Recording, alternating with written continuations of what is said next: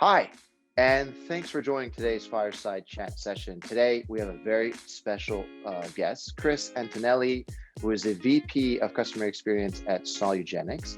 Chris, how are you doing? Good. Thanks for having me. Looking forward Of to course, chatting with you. thanks for taking the time. So, look, Chris, I know you hold a very special role at Solugenix, one that gives you a pretty unique perspective on sort of all the things that are changing as a result of last year and obviously into this year. Solugenics is well known for its efforts and initiatives within the retail space, many of which you lead. Maybe just for our audience, we can start with the basics. Tell us a little bit about what Solugenics does and your role there. Sure. Yeah, so Solugenix as a whole is an IT solutions partner. So we serve a variety of industries: healthcare, financial services, retail. Specifically, the division of Solugenix that I work in, customer support services, focuses mostly on retail and financial services. So within that, we provide support services to retailers, usually multi-unit retailers who over the last, especially 10 years, have become very technology heavy. Right. So in the average store, where 20 years ago you might have been working with a point of sale system, some back office labor scheduling, that has totally exploded in the last 10 years. So the amount of technology that's in a store has increased exponentially. So when something breaks or goes down within that store, they need help right away. And it's not usually very clear what the issue is. So they need a partner where they can call single point of contact and really figure out what's going on, get the right people in to solve it. But additionally, beyond just that experience, it's helping our partners figure out other solutions. What can be automated? Where in the process can you use technology to drive more customer-driven ordering rather than assistance from a human in the store? Right. And then all the great data that comes from it. What do you do with that? So Solugenix is really a partner that helps people, not recreate the wheel, use what's been learned out there in the industry and leverage it the best way that they can. So let's talk about this a little bit because you mentioned stores, right? So you're right. I mean, pre-pandemic, tons of technology, behind the scenes to make stores or operate those stores. But in just the last 12, let's say 18 months, the store model kind of got flipped on its head, right? I mean, there's no more store traffic. I'm thinking about restaurants, for example, all of a sudden switching to primarily drive-through models and so forth. So I'm sure that's had a pretty significant impact on technology, or maybe technology was part of the solution to what have you been seeing and sort of how has Solugenics helped its partners adjust? Yeah, and the interesting thing about the last year is none of the things that, really are at the forefront of retail now are new. The business cases were always there. It really is just there was an acceleration of adoption just to survive. So the people that really invested, the companies that invested in technology and a lot of the convenience-driven options, order ahead is a great example. Mhm. If they invested a lot over the last 5 years, they were in a much better position than those that hadn't at this point. So really all of the things that have happened, order ahead, curbside pickup, touchless payment solutions, even for non-restaurant, having tablets to be able to walk around the store, not have customers in certain waiting areas or shopping areas, making it much more convenient for them to do order and pickup and pay without, a lot of human interaction. All those things have been in progress. So it really is just the acceleration of the adoption. There were definitely some hiccups last year, things that I think weren't anticipated. Obviously there were supply chain issues, labor issues was big. So there were some things that had to be adapted short term for, because of those things that were occurring. But the technology plan as a whole was always there. The business case was there. And you had mentioned drive-through. Just an example, McDonald's had, tandem and dual lane drive-throughs 15 years ago. They were experimenting that because there's only so many cars you can get through a drive-through, right? Mm-hmm. So you got to change either the footprint, the real estate, or you got to come up with different channels to increase those sales. And increasing sales is obviously always the goal of restaurants. So as customers are getting more tech savvy, what can you supplement, not only changing that footprint, but what kind of technology can you enable to keep increasing that throughput. So really, this last year was just, from a consumer, for people that are early adopters, it was awesome, right? Suddenly, before maybe last year, you could do a pickup of certain groceries at Target, non-refrigerated items. Now you can get almost anything. Right. And that's just one example. Everything is about convenience, and the acceleration as a consumer is great as a result of that. So you talk about convenience, you talk about, increasing revenues, and all that makes sense. You and I are living it, right? Everyone is right now.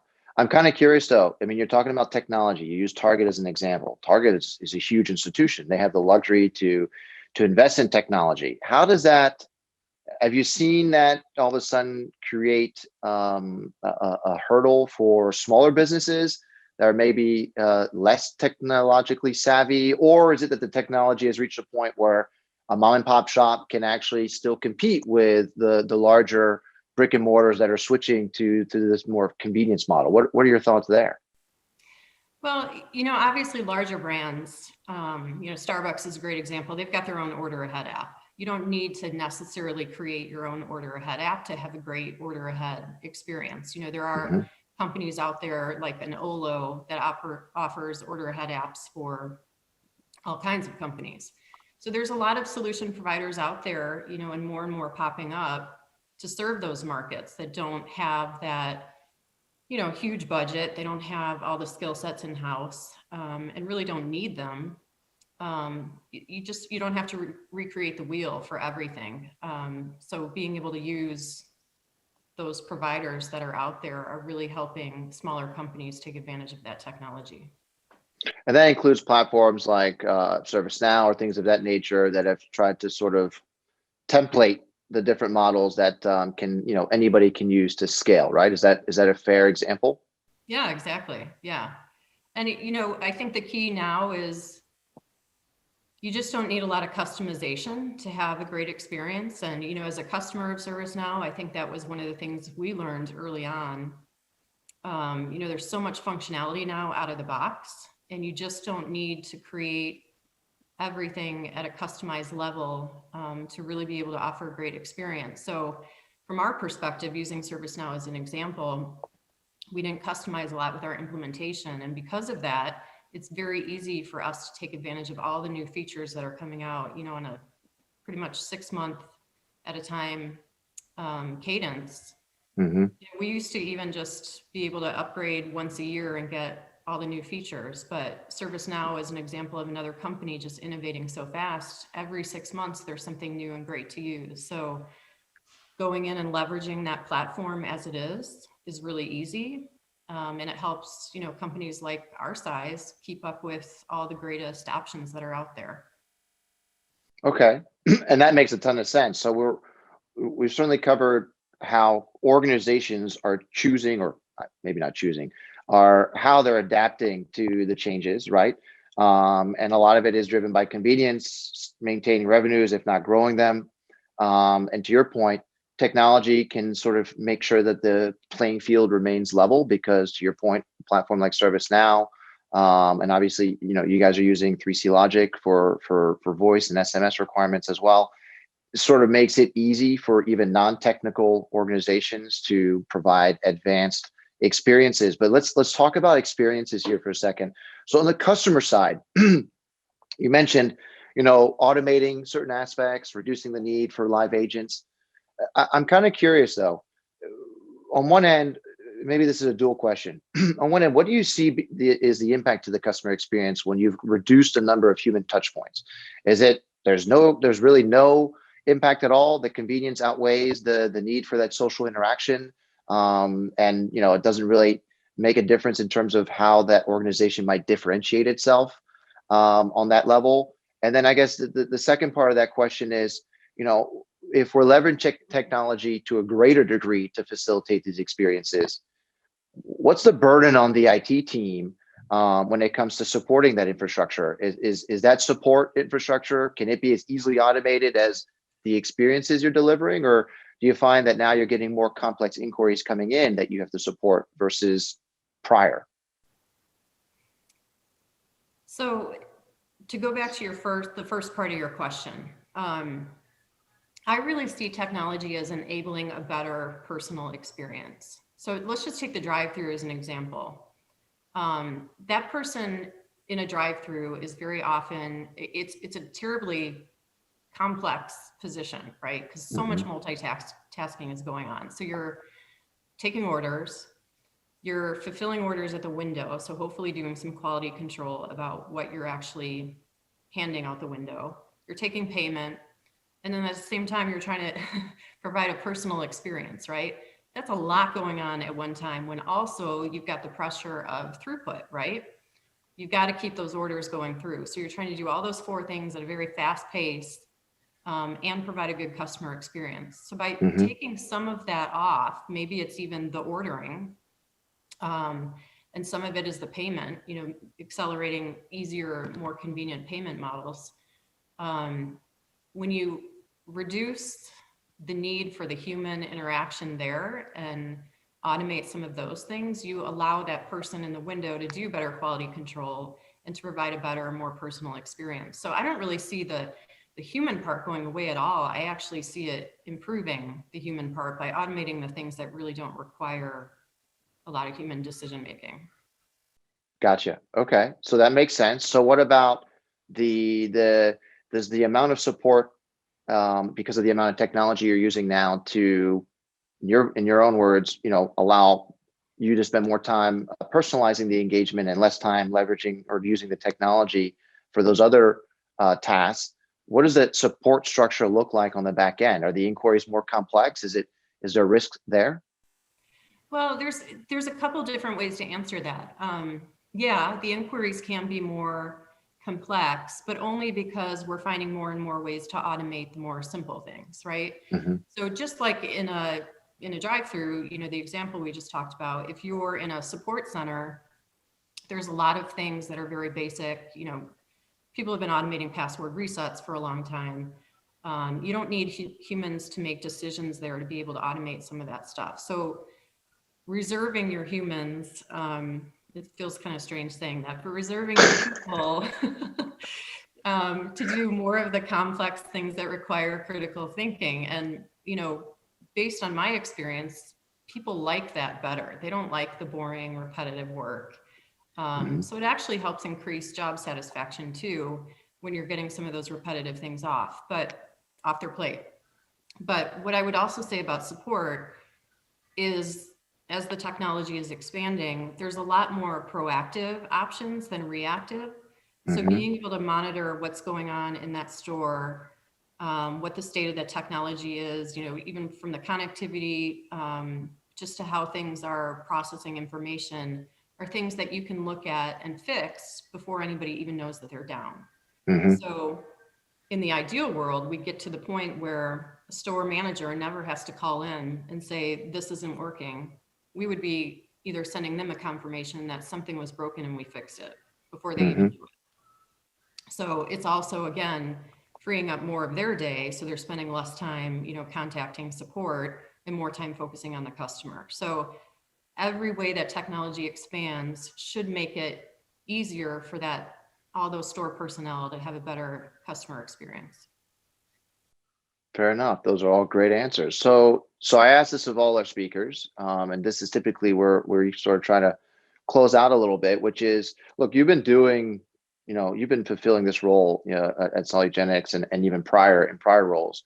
So your overall experience and customer experience in general, for a long time. So I'm just kind of curious, what do you see?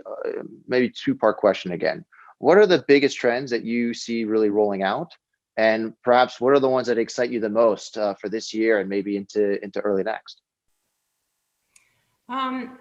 for me, it's really just the use of AI and RPA, robotic process automation. So there's kind of two different applications there, and it all comes around data, right? So I think one of the greatest opportunities with all the new adoption and acceleration of implementation of new things this past year is there's so much more data about customer behavior that companies should be able to really use that data more easily to evolve evolve the offerings, or even evolve the way that deliveries are made. And I don't mean like delivering to somebody's house, but actually getting product to, the end consumer. Right. But as a result of that, more and more data, there's a lot more opportunity to use tools like AI to automate things. As an example, just using the support center example, obviously where we use 3CLogic, being able to, if a store manager is at the point where they have to call in and there's something broken, they don't necessarily know what it is. It's just, let's just say credit cards aren't processing. Right. They don't know if that's a hardware, software issue, connectivity, but them being able to just say into the IVR, this is my issue, and have the AI driven IVR ask them follow-up questions to get them to the right tech really fast. Not having to wait for somebody to answer the phone, go through a bunch of questions with a person, and then have them transfer, having that immediate answer, having that decision tree available within the system to get that customer somewhere really fast. So it's, a lot of people I think are scared of AI and robotic process automation, but I think it really is about getting people the data and the experience that they need faster, so that you can go back and focus on, driving transactions and driving sales.